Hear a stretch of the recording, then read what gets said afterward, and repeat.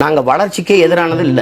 மாற்றம் என்பது இயற்கைக்கு எந்த இடையூறும் இல்லாத மாற்றம், வளர்ச்சியை தான் நம்ம கேட்கிறோம். நீங்க வளர்ச்சியை பற்றி பேசுகிற பெருந்தகைகள் போபால் விஷவாயுவில் ஏற்பட்ட அதை ஒரு தடவை நினைச்சு பார்க்கணும்.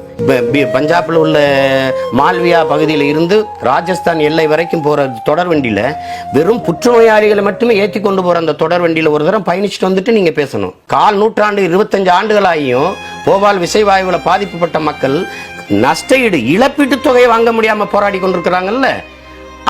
அந்த பாதிக்கப்பட்ட பிள்ளைகள் தொடர் வண்டி நிலையங்களின் தெருக்கள்லையும் கை இங்க இருக்கிற இடத்துல காலு, மூக்கு இருக்கிற இடத்துல கண்ணு, இப்படி இருந்து பிறந்த அந்த பிள்ளைகள் பிச்சை எடுத்துக்கிட்டு இருக்குல்ல, அதை பார்த்துட்டு பேசணும் நீங்க வளர்ச்சி. எது வளர்ச்சின்னு இருக்குல்ல, யாருக்கான வளர்ச்சி?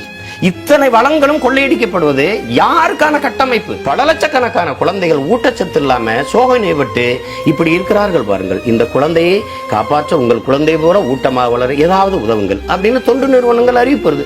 தேசத்தின் பிஞ்சுகள் எதிர்கால குழந்தைகளை பட்னி போட்டு சோறு ஓட முடியாத என் தேசம் வாயிலேயே வளர்ச்சின்னு பேச்சுக்கிறது இருக்கு. சுத்த பைத்தியக்காரத்தனை. நீங்க காட்டுற டெவலப் என்ன தெரியுமில்ல? நான் பட்னி கிடந்து செத்தன்னா என்னை கட்டையில எரிக்காம கரண்ட்ல எரிக்கிறது டெவலப்புங்கிறீங்க.